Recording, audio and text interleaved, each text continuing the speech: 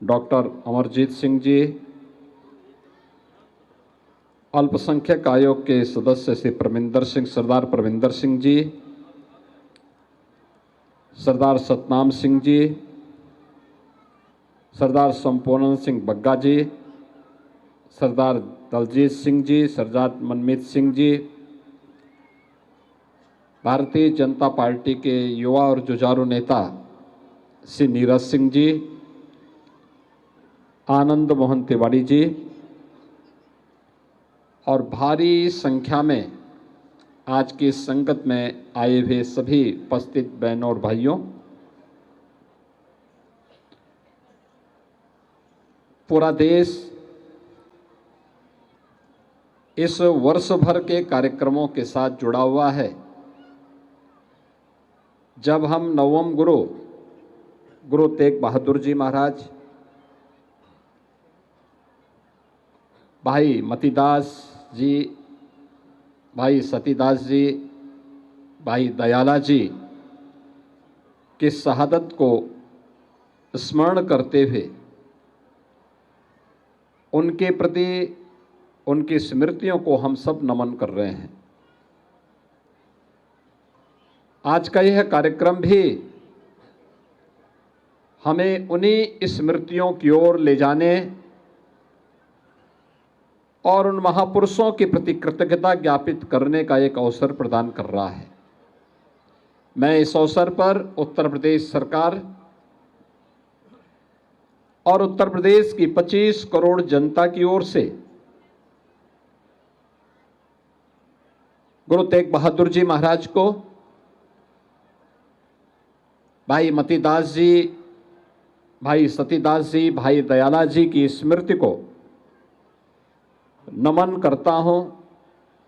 उनकी स्मृति को कोटि कोटि नमन करते हुए विनम्र श्रद्धांजलि भी अर्पित करता हूं।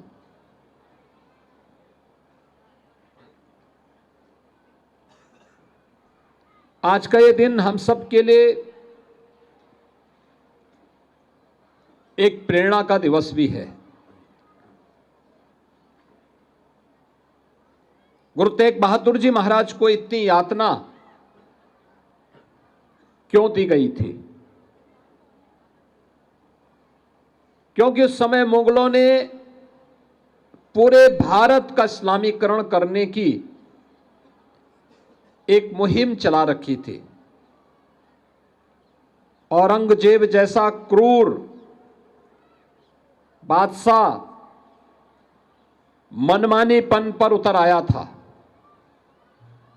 तिलक को मिटाने के लिए, जनेऊ को समाप्त करने के उद्देश्य से उसने देश भर में तो अत्याचार किया ही, लेकिन कश्मीर में जब उसके अत्याचार की पराकाष्ठा आगे बढ़ी, अफगान खान जैसा औरंगजेब का सिपह सालार वहां जाकर के अत्याचार करने लग गया, तब पंडित कृपाराम जी ने जब कहीं शरण नहीं मिली तो गुरु तेग बहादुर जी महाराज की शरण में जाकर के याचना की थी। याचना गुरु तेग बहादुर जी महाराज के सामने हो रही है, लेकिन गुरु गोविंद सिंह जी महाराज जो मात्र 9 वर्ष के हैं, वो गुरु तेग बहादुर जी महाराज से कह रहे हैं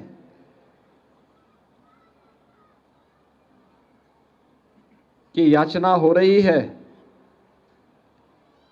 आप कह रहे हैं कि किसी बड़े आदमी को अपना बलिदान देना पड़ेगा, तो आप बताइए आपसे बड़ा कौन है?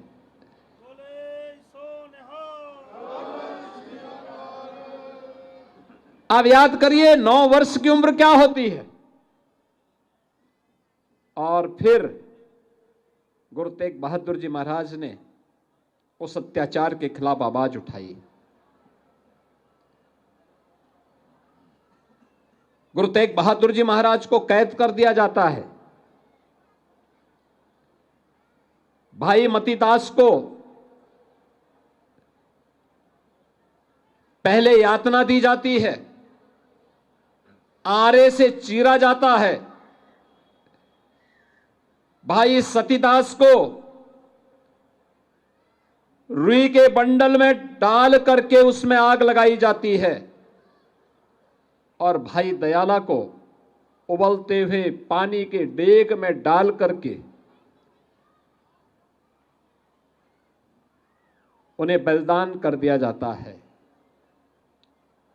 और गुरु तेग बहादुर जी महाराज तब भी अपने धर्म और अपने संकल्प से डिगे नहीं, तो उनके साथ कितनी बड़ी क्रूरता बरती गई।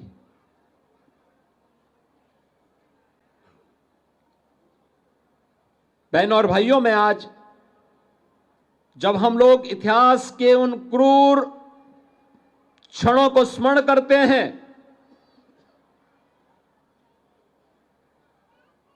तो हम सबको ये लगता है कि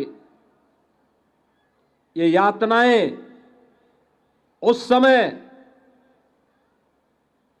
इस गुरु परंपरा ने न केवल सही थी, बल्कि आवश्यकता आने पर उस यातना और उस क्रूरता का जवाब देने के लिए अपने आप को तैयार भी किया था। गुरु गोविंद सिंह जी महाराज को जब हम स्मरण करते हैं, मात्र 9 वर्ष की उम्र में जिन्होंने अपने गुरु और अपने पिता को खोया हो, जिनके 4 साहबजादे इस सनातन की रक्षा करने के लिए बलिदान हो गए हों, और दुनिया के अंदर ये बहुत कम उदाहरण देखने को मिलता है। जो गुरु गोविंद सिंह जी महाराज के बारे में हम देखते हैं, एक शहीद पिता के पुत्र हैं, तो शहीद पुत्रों के वे पिता भी हैं।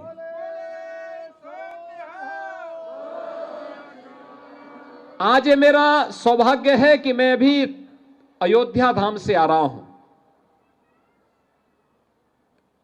देश के यशस्वी प्रधानमंत्री आदरणीय श्री नरेंद्र मोदी जी आज अयोध्या में आए थे। श्री राम जन्मभूमि पर भगवान श्री राम के भव्य मंदिर का निर्माण कार्य पूर्ण होने के उपलक्ष्य में आज भारत की सनातन का भगवा ध्वज का आरोहण राम मंदिर के शिखर पर हुआ है, एक भव्य समारोह में हुआ है। यही वह भगवा ध्वज है जिसकी रक्षा करने के लिए सिख गुरुओं की परंपरा और पीढ़ी की पीढ़ी अपने आप को बलिदान करती आई है। ये वही परंपरा है। याद करिए, 1510 से लेके 1515 के बीच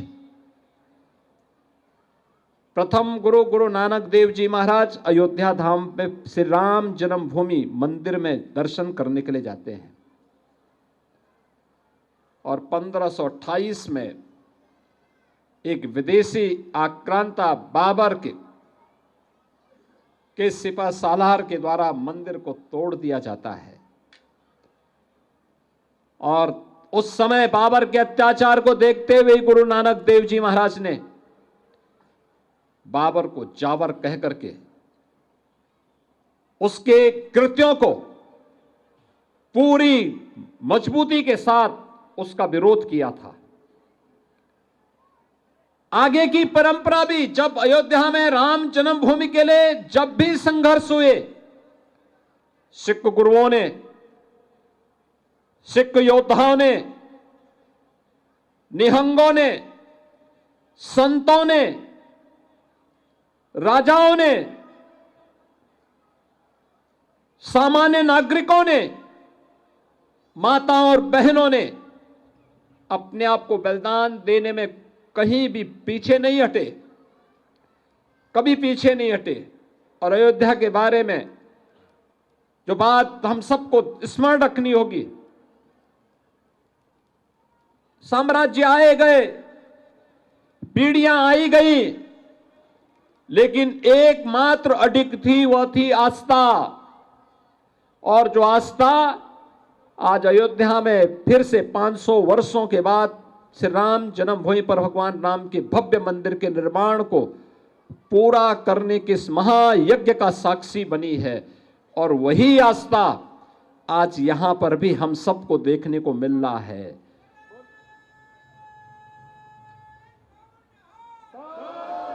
साढ़े 300 वर्षों के बाद भी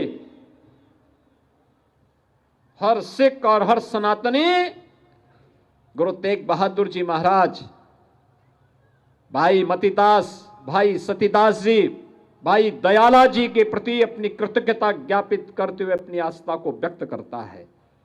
और आज आप सबको मैं ही स्मरण दिलाने के लिए आया हूं। याद करना, सत्य को कोई धूमिल नहीं कर सकता, उसको झुटला नहीं सकता। गुरु गोविंद सिंह जी महाराज के 4 साहबजादों को भले ही जो सम्मान उस समय मिलना चाहिए था, उसके उपरांत मिलना चाहिए था, ना मिला हो।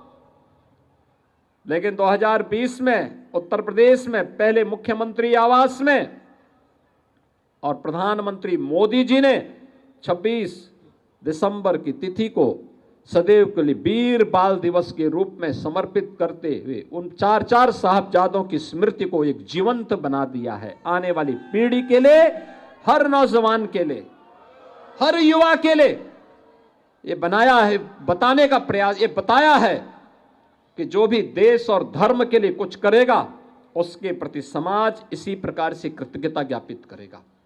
और वही कृतज्ञता ज्ञापित करने का एक अवसर हम सबके सामने आज का यह दिवस भी है। यह हमारा सौभाग्य है कि लखनऊ को गुरु तेग बहादुर जी महाराज का सानिध्य प्राप्त हुआ था। लखनऊ के याहगंज गुरुद्वारे में गुरु तेग बहादुर जी महाराज का आगमन, गुरु गोविंद सिंह जी महाराज उस समय शिशु अवस्था में थे और वह स्मृति आज भी उसी रूप में याहगंज में हम सबको देखने को मिलती है। वहां का तेज, वहां का अध्यात्म इस सिख परंपरा के गौरवशाली क्षणों में से एक है।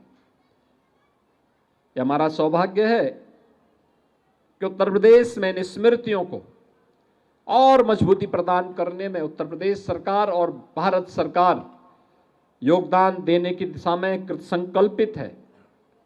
आज के इस अवसर पर मैं आप सबका यही आह्वान करूंगा, हम अपनी गुरु परंपरा, अपने इन महापुरुषों और उन सभी योद्धाओं के प्रति जिन्होंने देश और धर्म के लिए अपना योगदान दिया है, उनके प्रति हमारी आस्था इसी प्रकार से अडिग होनी चाहिए जैसे हमारा एक केसरिया पताका हमेशा अपने अडिग रूप से सदैव हम सबको एक नई प्रेरणा प्रदान करता है, आगे बढ़ने के लिए एक नई ऊर्जा प्रदान करता है। हम उसी भाव के साथ कार्य करेंगे, इस विश्वास के साथ मैं एक बार फिर से नवम गुरु तेग बहादुर जी महाराज, भाई मतीदास जी, भाई सतीदास जी, भाई दयाला जी की स्मृति को नमन करता हूं। आप सबको इस शहीदी दिवस के अवसर पर आपके इस कार्यक्रम के लिए हृदय से धन्यवाद देता हूं। इतनी भारी संख्या में एकत्र होकर के आपने कृतज्ञता ज्ञापित करने और गुरु परंपरा से प्रेरणा प्राप्त करने का कार्य इस विराट कार्यक्रम के माध्यम से कर रहे हैं। मैं इस अवसर पर एक बार फिर से यहाँ पे गुरुद्वारा प्रबंध समिति से जुड़े हुए जितने भी हमारे पदाधिकारी हैं, उन्हें इस बात के लिए आश्वस्त करता हूँ कि डबल इंजन की सरकार सदैव आपके साथ खड़ी है, क्योंकि यह केवल हमारे लिए केवल एक विचार नहीं, बल्कि उस महान परंपरा के प्रति कृतज्ञता ज्ञापित करने का भी एक अवसर होता है, जिसने देश और धर्म के लिए अपना सर्वस्व न्यौछावर करने में किसी भी प्रकार की कोई कोताही नहीं बरती थी। इस संकल्पों के साथ हम सब जुड़े हुए हैं, इस विश्वास के साथ मैं आप सबके प्रति एक बार फिर से अपनी भावनाओं को व्यक्त करने के लिए सीधे अयोध्या धाम से यहीं पर उपस्थित हुआ हूं। एक बार फिर से गुरु तेग बहादुर जी महाराज की स्मृति को नमन करता हूं। बोले सो निहाल।